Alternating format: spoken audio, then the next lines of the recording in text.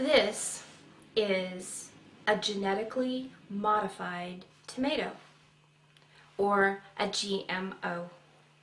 It looks like a tomato, it's shaped like a tomato, it's red, it grows on a vine, and actually tastes like a tomato. A scientist modified the genes by first locating a gene that for sweetness, example, and then inserted that gene for sweetness into another plant. Now, scientists have engineered a tomato that can have the traits or qualities that it desires. For example, they've engineered a tomato that can be picked green and then take several weeks to ripen while it makes its way from the field to the store to the customer's house.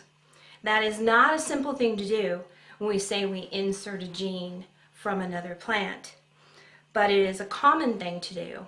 According to Kyle McQuaid, biologists, about 80% of all our crops, including soybeans, field corn, potatoes, and of course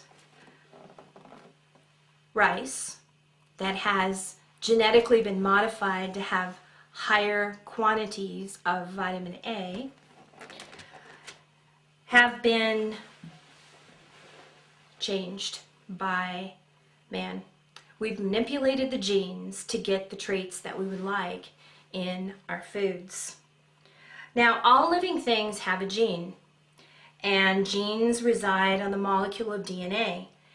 And a gene is a sequence of nucleotides that make up a section of DNA on a chromosome that contains instructions for specific proteins. And the genotype of this tomato was genetically changed by a scientist. Now, not all by themselves. They stand on the backs of giants of the past who gave us the information on how to actually do this type of engineering. Gregor Mendel, Rosalind Franklin, Watson and Crick. There are some concerns about genetic engineering that we discussed in the MS3 class. Concerns about long-term effects of eating genetically modified foods. Concerns about possible allergies that people could develop.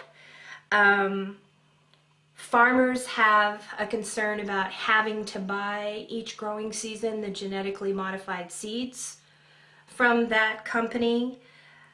We're also worried about developing resistant type strains, and there's always the effect on yield.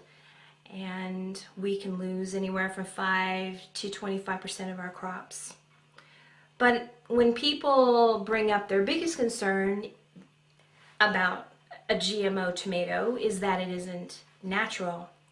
But what we don't realize is that most of our crops are no longer exactly natural. They're hybrid plants that have been selected through selective breeding to get the traits that we want, like sweetness or color. And so if we want a smaller, sweeter tomato, we selectively breed plants until we acquire those traits. For me, I understand that most plants would not survive. Crops would not survive without man's manipulation. And I personally stand with the GMO.